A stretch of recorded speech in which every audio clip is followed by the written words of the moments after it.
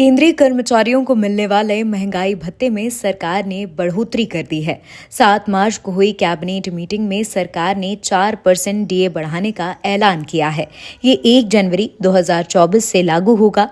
DA बढ़ने के बाद कर्मचारियों का भत्ता 46% से बढ़कर 50% हो गया है। इसका फायदा करीब 50 लाख केंद्रीय कर्मचारी और 68 लाख पेंशनर्स को होगा।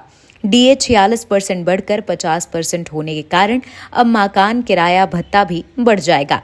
इसे 27, 18 और 9 से बढ़कर 30, 20 और 10 किया जाएगा। ग्रेच्युटी सीमा भी 20 लाख से 25 लाख हो गई है। केंद्रीय मंत्री पीयूष गोयल ने बताया कि डीए में 4% की बढ़ोतरी से सरकार पर 12,868 करोड़ रुपए का बोझ आएगा। इससे पहले सरकार ने अक्टूबर 2023 में डीए 4% बढ़ाकर 46% किया था।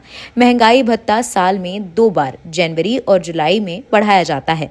महंगाई भत्ता महंगाई बढ़ने के बावजूद सरकारी कर्मचारियों के जीवन स्तर को बनाए रखने के लिए दिया जाता है। ये पैसा सरकारी कर्मचारियों और पेंशन धारकों को दिया जाता है। इसका सर्कुलेशन देश की मौजूदा महंगाई के अनुसार हर 6 महीने में किया जाता है।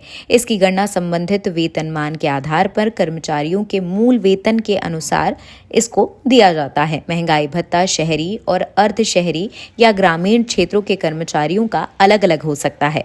आसान भाषा में अगर समझें तो बेसिक सैलरी में ग्रेड सैलरी को जोड़ने के बाद जो सैलरी बनती है उसमें महंगाई भत्ते की दर का गुणा किया जाता है। जो नतीजा आता है उसे ही महंगाई भत्ता या डीए कहा जाता है। अब इसका एक उदाहरण ऐसे समझ लीजिए, जैसे मान लीजिए आपकी बेसिक सैलरी 10,000 रुपए है और ग्रेड पे 1,000 रुपए है। दोनों को जोड़ने का टोटल के बाद 11,000 रुपए हुआ। अब बढ़ने वाले 50% महंगाई भत्ते के लिहाज से देखें तो ये 5,500 हुआ। सबका जोड़ने के बाद टोटल सैलरी आपकी 16,500 रुपए हो गई। वहीं 46% डीए के लिहाज से आपको 16,060 रुपए बेसिक सैलरी मिल रही है। यानी 4% डीए बढ़ने के बाद हर महीने आपको 440 रुपए का फायदा होगा। कैबिनेट मीटिंग में 5 बड़े ऐलान हुए। पहले तो केंद्रीय कर्मचारियों के महंगाई भत्ते को 4% बढ़ाकर अब 50% कर दिया गया है। ये जनवरी 2024 से लागू होगा। दूसरा, पीएम उज्ज्वला योजना के लाभार्थियों को 300 रुपए प्रति सिलेंडर की सब्सिडी 1 साल और मिलती रहेगी।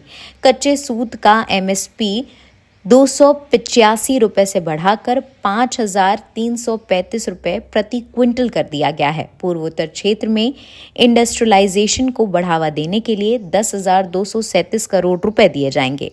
हेल्थ केयर, एग्रीकल्चर और एजुकेशन सेक्टर में इंडिया एआईएम मिशन को बढ़ावा देने के लिए 10,372 करोड़ रुपए मंजूर किया है।